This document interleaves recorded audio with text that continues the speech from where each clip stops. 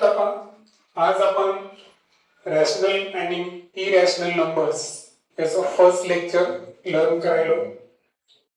आता जेव्हा नंबर्सचा विषय येतो त्यामध्ये सर्वात अगोदर आपल्याला नंबरचे टाइप्स माहित पाहिजे, बरोबर. आता यामध्ये सर्वात अगोदर लक्षात ठेवायचंय तुम्हाला की या अगोदरच्या इयत्तेमध्ये शिकलेला जो संख्येचा पहिला प्रकार आहे तो आहे नॅचरल नंबर. आणि नॅचरल नंबरचं वैशिष्ट्य आहे की ह्या ज्या संख्या आहेत तर या एक या संख्येपासून सुरू होतात, मग 1 2 3 पासून ते इन्फिनिटी म्हणजे अनंत पर्यंत आहे. नैसर्गिक संख्येचा वैशिष्ट्य आहे की या प्रत्येकाचा छेद 1 असतो. त्यानंतर प्रत्येक दोन संख्येमधला फरक हा एकच आहे, बरोबर. तर हे आहे नैसर्गिक संख्या, नॅचरल नंबर्स. दुसरा जो प्रकार आहे तो आहे होल नंबर्स. आता होल नंबर्स ज्यांना आपण मराठीमध्ये पूर्ण संख्या म्हणतो, आणि पूर्ण संख्या जी आहेत तर त्यामध्ये आणि नॅचरल मध्ये फक्त शून्याचा फरक आहे. या ज्या संख्या आहेत या शून्यापासून ते अनंत पर्यंत, बरोबर. अशा पद्धतीचा हा संख्येचा क्रम आहे. याही मध्ये छेद एकच असेल आणि दोन संख्येतला फरक हा सुद्धा एकच असेल. त्यानंतर तिसरा जो प्रकार आहे संख्येचा तो आहे इंटिगर्स.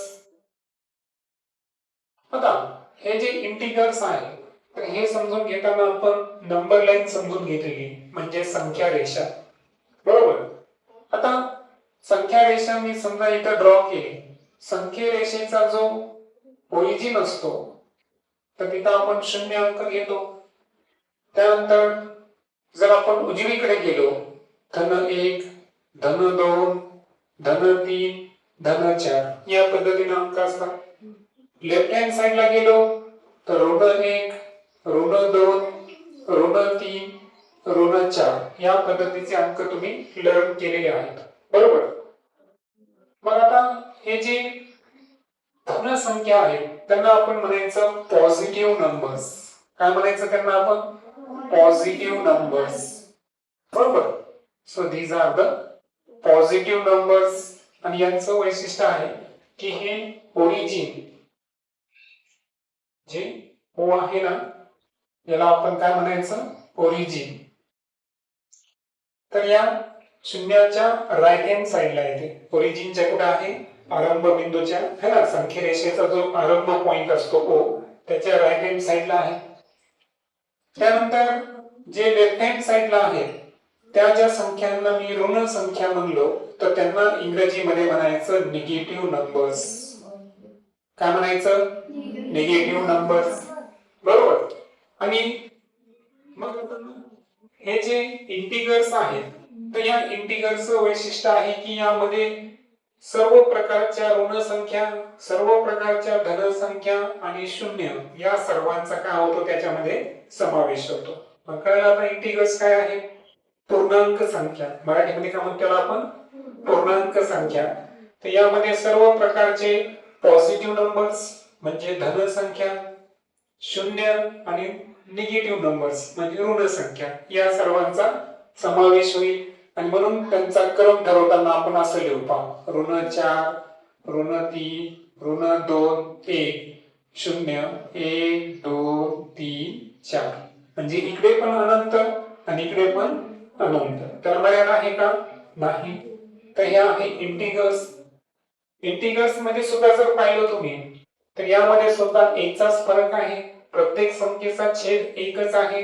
आणि विशेष म्हणजे ऋण संख्येसंदर्भात लहान मोठापणा तुम्हाला माहित आहे की संख्या रेषा जर असेल ना आपल्या डोक्यामध्ये तर आपण ऋण आणि धन मध्ये सहज फरक करू शकतो. कसं? नंबर लाईन्स मध्ये जसं जसं आपण पुढे जाऊ तस तशी संख्या काय होत जाते? मोठी होत जाते. मग याचा अर्थ बघा 1 पेक्षा 2 मोठे, 2 पेक्षा 3 मोठे. मग याचा अर्थ ऋण 4 पेक्षा मोठे कोण आहे? ऋण 3. ऋण 3 पेक्षा मोठे ऋण 2. ऋण 2 पेक्षा मोठे ऋण 1. म्हणजे यामध्ये आपण आवर्जून लक्षात ठेवायचं आहे की जे नंबर्स आहेत हे संख्या रेषेचा जर आपण अभ्यास केला, बऱ्याच वेळेस काय होतो की मी तुम्हाला संख्येचा लहान मोठापणा दिला. समजा मी इथे संख्या लिहिली ऋण 42 आणि इथे लिहिलं मी ऋण 39 आणि यामध्ये तुम्हाला सांगितलं नाही की मोठी संख्या कोणती आहे. तर अशा वेळेस कन्फ्युजन असेल तर तुम्ही कशाला आठवायचं? संख्या रेषेला आठवायचं. आणि संख्या रेषेमध्ये वस्तूची संख्येची जी दर्शनी किंमत आहे ऋण असताना, दोन्ही संख्या जर ऋण असतील तर ज्या संख्येची दर्शनी किंमत लहान ती ऋणमुळ कशी होते? मोठी होते. म्हणून -42 आणि -39 यामध्ये मोठा अंक कोणता असेल? -39 हा मोठा अंक असेल. क्लिअर? त्यानंतर चौथे जे आपण शिकणार आहोत ते आपल्या चॅप्टरचं नाव आहे, ते आहे रॅशनल नंबर्स. आता इथपर्यंत आल्यानंतर काही गोष्टी मी क्लिअर करतो. पहिल्यांदा लक्षात घ्या की नॅचरल नंबर्स आपण 1, 2, 3 पासून सुरू केले. होल नंबर्स कुठून सुरू केले? 0 पासून. म्हणजे याचा अर्थ प्रत्येक नॅचरल नंबर हा कोणता नंबर असतो? होल नंबर असतो. त्यानंतर प्रत्येक आणि नॅचरल आणि होल नंबर जर पाहिले आपण तर हे कशामध्ये आहेत? इंटिजर्स मध्ये आहेत. त्यामुळे आपण असं म्हणू शकतो की प्रत्येक नॅचरल नंबर हा इंटिजर्स आहे. पण प्रत्येक इंटिजर हा नॅचरल नंबर आहे का? नाही. प्रत्येक होल नंबर हा इंटिजर्स आहे असं आपण म्हणू शकतो. त्यानंतर विषय येतो रॅशनल नंबरचा. तर रॅशनल नंबर असे नंबर्स आहेत की ज्या नंबर्सला आपण कोणत्या स्वरूपात लिहितो? P/Q. बरोबर?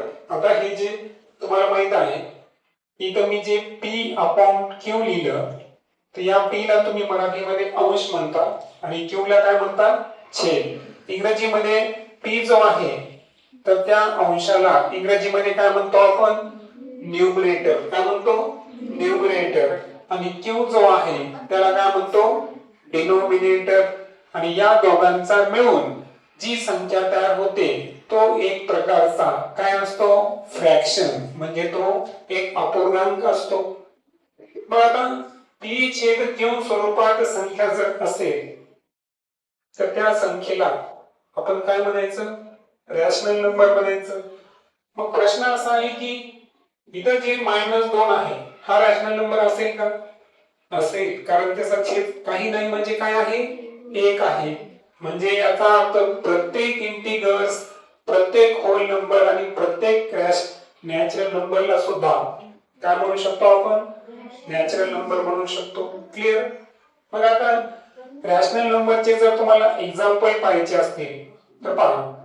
समजा मी इथे लिहिलं -4/3, त्यानंतर मी लिहिलं 0, त्यानंतर मी लिहिलं 1/2, त्यानंतर मी लिहिलं 3/2. म्हणजे याचा अर्थ हा जरी एक विशिष्ट क्रम नसेल, आपला क्रम बघायचा का याच्यामध्ये? नाही. आपल्याला बघायचा आहे फॉर्मॅट.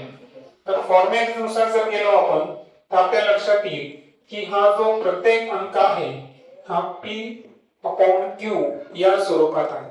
क्लिअर?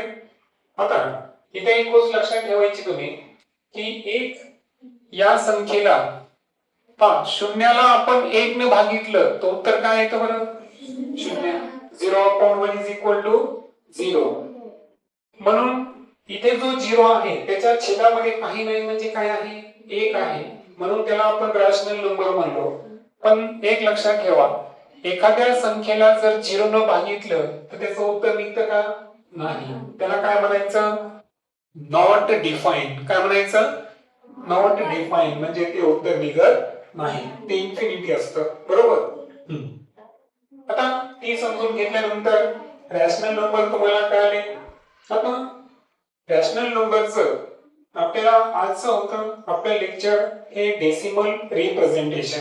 बरोबर? मग आता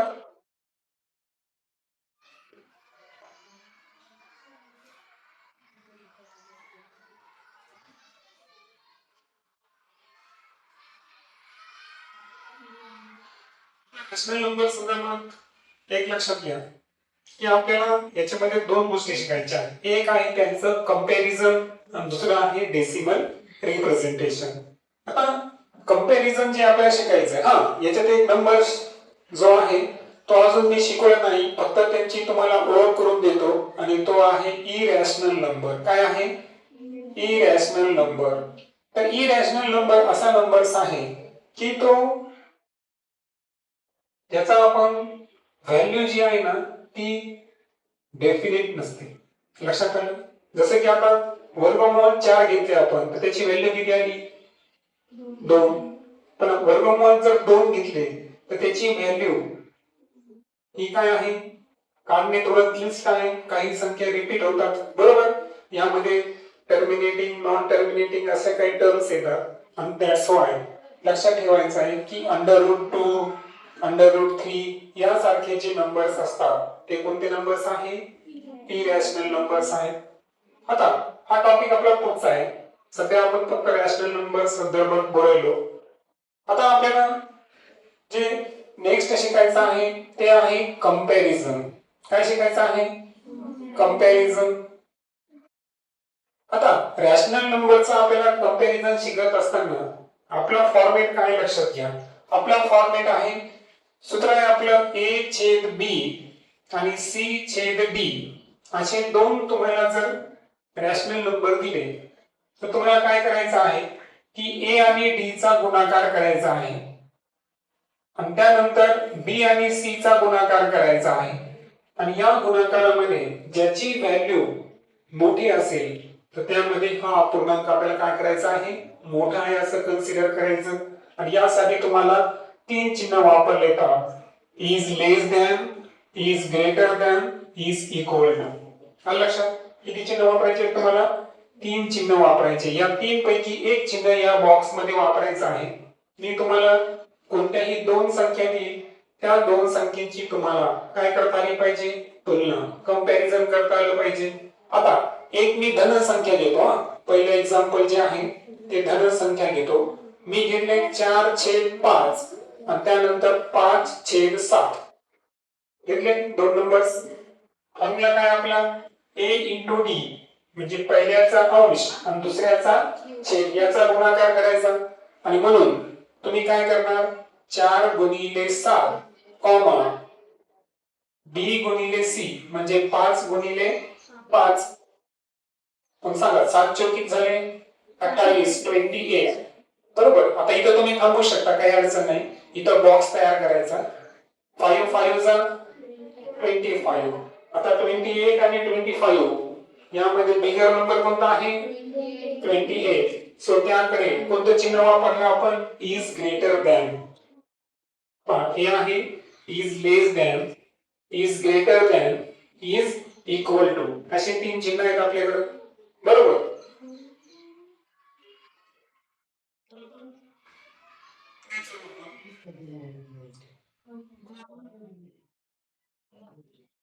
पुन्हा एकदा आपण काय करायचं? मग गणित जे आहे ते ऍज इट इज लिहायचं. करेक्ट. मग आता मला सांगा की 28 हे कुठे आले? आता आपल्या लेफ्ट हँड साइडला आले. मग लेफ्ट हँड साइडला हे मोठे आहे म्हणून आपण चिन्ह सुद्धा हे वापरायचं. म्हणजे याचा अर्थ 4/5 हे 5/7 पेक्षा काय आहे? मोठे आहे. आता हे झालं एक्झाम्पल 1.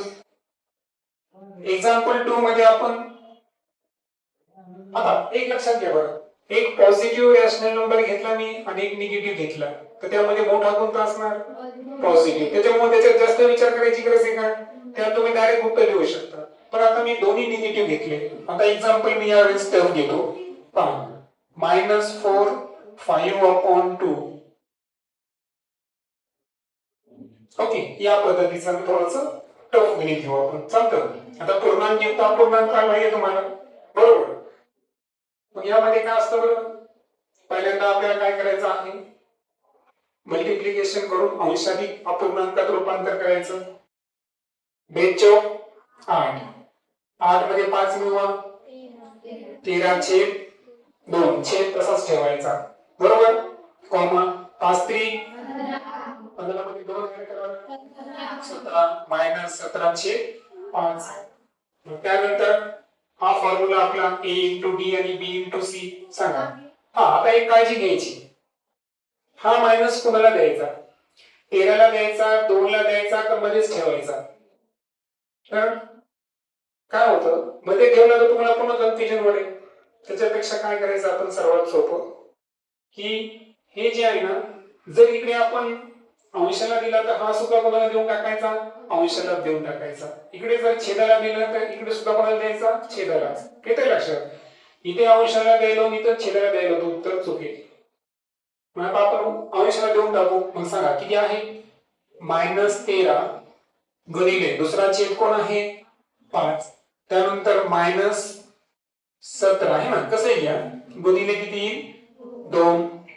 सांगा 13 पंचे 65 -65, 17 दोन्ही 34. आता या दोघांमध्ये तुम्ही तुलना करू शकता.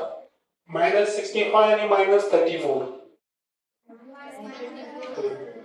जे निगेटिव्ह नंबर्स आहेत, तर नंबर लाईन्स वरून आपण ते शिकलो की दर्शनी किंमत जितकी कमी ती संख्या निगेटिव्ह मध्ये ती मोठी असते. आणि दॅट्स वाय या केस मध्ये -34 हे मोठे असते. मग आता शेवटी उत्तर कसं येणार? आपण मायनस है ना, जे दिलेलं गणित आहे ते ऍज इट इज घ्यायचं. बरोबर.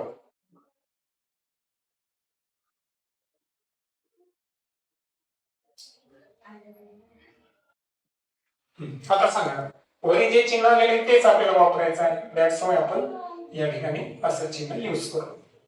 क्लिअर? आता तशा पद्धतीनं हे झालं रॅशनल नंबरचं कंपॅरिझन. तुलना झाली. तुलना काय फळाफळ आहे का? नाही. आता लास्टली आपण डेसिमल रिप्रेझेंटेशन साठी 3 अंक या ठिकाणी वापरले. भागाकार सरळ येतो. हा, तर 7/6 याचा अर्थ काय आहे? 6 ने आपल्याला काय करायचं आहे? 7 ला भाग द्यायचा आहे. कुठपर्यंत भाग द्यायचा आहे? की जोपर्यंत एखादा अंक रिपीट होत नाही किंवा हे उत्तर संपत नाही. बरोबर. जर 0 असेल तर थांबून जायचं. पहा 6/7. आता एक उदाहरण अगोदर घेतो मी तुमच्या समोर. मी जर समजा 4/5 घेतला असता, आता 5 ला 4 ने भाग जातो का? नाही. तुम्ही अशा वेळेस काय घेता? इथं 0 पॉइंट. आता मनामध्ये तुम्ही किती ग्रही धरणार? इथं 40. मग 85 40. आता हे इथं संपलं. बरोबर आहे का? परंतु मी जे उदाहरण घेतले त्यामध्ये पहा, आता 6 ला 7 न भागायचं. 6 1 6. आता 7 मधून 6 वजा गेले किती राहिला? 1. 1 मनामध्ये ठेवायचा. इथं दशांश चिन्ह. 1 वर 0 10. मग सांगा 6 1 किती उरले? 4. 4 वर पुन्हा एक 0 द्या. 40. 6 6 36. पुन्हा 4. 6 6 6 6. आता यामध्ये काय झाले लक्षात घ्या की यामध्ये 6 अंक वारंवार रिपीट व्हायला. मग आता याचं उत्तर लिहिताना तुम्हाला काय करायचं? 1.16 आणि या 6च्या समोर काय करायचंय तुम्हाला? डॉट द्यायचा आहे. सिंगल डॉटचा अर्थ काय आहे? की हा अंक दिलेल्या डेसिमल फॉर्म मध्ये काय होत आहे? रिकरिंग म्हणजे रिपीट होत आहे. बरोबर. त्यानंतर आपण 6/5 कडे येऊ. 6 5 पेक्षा लहान आहे. भाग बसेल का? नाही. 0.50. सांगा 6 8 48 sin 3 18 20 sin 3 sin 3 म्हणजे काय व्हायला बरं? 3 हा अंक सायमल्टेनियसली रिकरिंग म्हणजे रिपीट व्हायला, आणि म्हणून 0.83 आणि 3 च्या वर काय करणार तुम्ही? इथं डॉट प्लेस करणार. क्लिअर?